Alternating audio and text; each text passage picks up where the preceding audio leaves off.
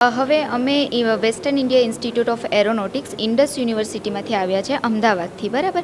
હવે આપણા યુનિવર્સિટીમાં બધા જ બીટેકના પ્રોગ્રામ થાય છે, જેવા કે સીએસ છે, આઈટી છે, આર્કિટેક્ચર છે, ડિઝાઇન છે, ઇલેક્ટ્રિકલ છે, ઇલેક્ટ્રોનિક છે, બધા જ ટાઈપના આપણે કોર્સ કરાવીએ છીએ. બરાબર.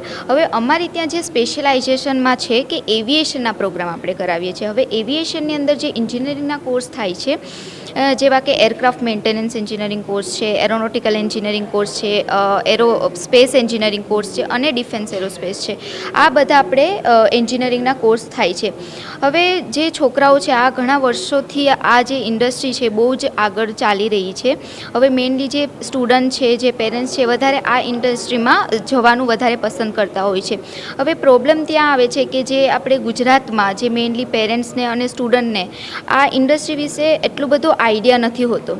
બરાબર. હવે એ લોકોને એવિએશન ફિલ્ડનું નામ પડે એટલે પાયલોટ અને કેબિન ક્રૂનો જ આઈડિયા હોય છે.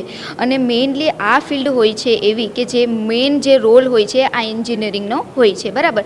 તો એના માટે અવેરનેસ દેવા માટે અમે રાજકોટમાં આવી ગયા છે કે જે રાજકોટના જે લોકો છે એ અહીંયા આવી અને એવિએશન ઇન્ડસ્ટ્રી વિશે એ લોકો જ્ઞાન લે, માહિતી લે કે આ એન્જિનિયરિંગ કોર્સ પણ જે છે એ કરી શકે છે. આમાં પણ એ લોકોનું ફ્યુચર કેવું છે, જોબ ઓપોર્ચ્યુનિટીઝને લઈને કેવું છે કે એ બધું એ લોકો જાણી શકે અહીંયા. અને સ્ટુડન્ટને પણ સ્પેશિયલી એ લોકોને પણ એવું લાગે કે ભાઈ આ ઇન્ડસ્ટ્રીમાં અમે આગળ જઈએ, 12th પછી અમે સિલેક્ટ કરીએ તો આગળ અમારો ફ્યુચર ગ્રોથ કેવો છે, તો એ લોકો અહીંયા આવી અને આસાનીથી માહિતી મેળવી શકે છે. એના માટે અમે અહીંયા પાર્ટિસિપેટ કર્યું છે.